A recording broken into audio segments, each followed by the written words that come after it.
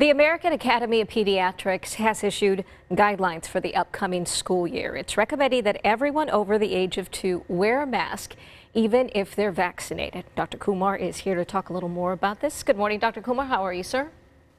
I'm doing well, Amanda. It's good to see you. Likewise. Wow, school starting, at least for my kids, on August 18th. So this is of utmost importance to every parent and caregiver out there. Reading the article and the guidelines from the American Academy of Pediatrics, they are calling this a layered approach.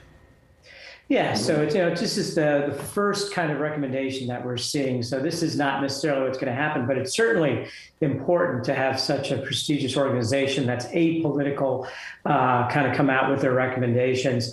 And what they're saying is that what's prioritized this year, as I think we'll all agree with, is that we need to have our children back in-person school. The remote learning, all of that is just not adequate, and every child needs to be in front of the teacher in their school. And how do we do that and keep people safe, keep our kids safe, keep our teachers safe?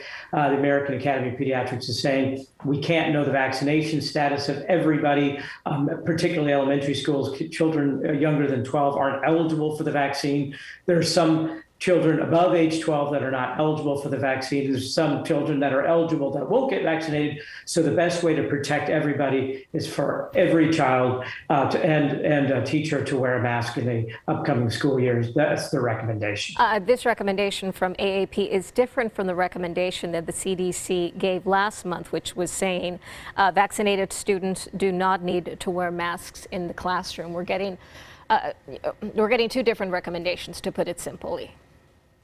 Yeah, there are some mixed messages, and that's why it's important to discuss these issues.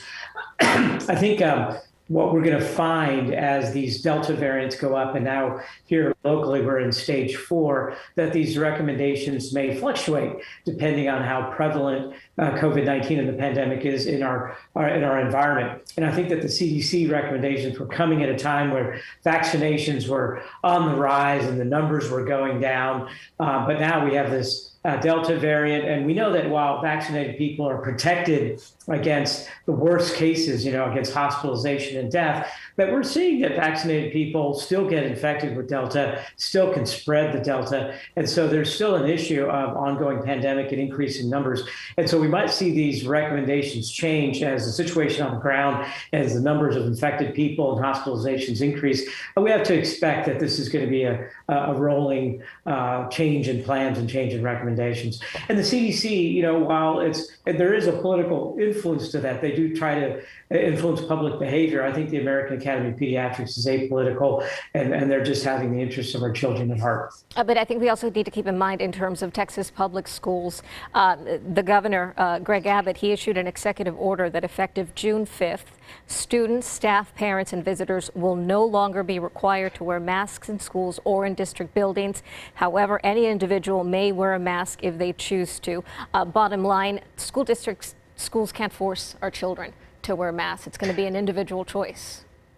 It's going to be an individual choice right now. And so that's why I think it's important that we recognize what the American Academy of Pediatrics has just issued just on Monday. This is a recent guideline. They didn't issue this in June when the governor's mandate came out, because in June, you look at the numbers on the guideline, everything was going down. And so that was a real-time appropriate reaction to how we were doing in controlling the pandemic. But as schools start again in a few weeks, as you said, I can't wait for August and our kids get to go back.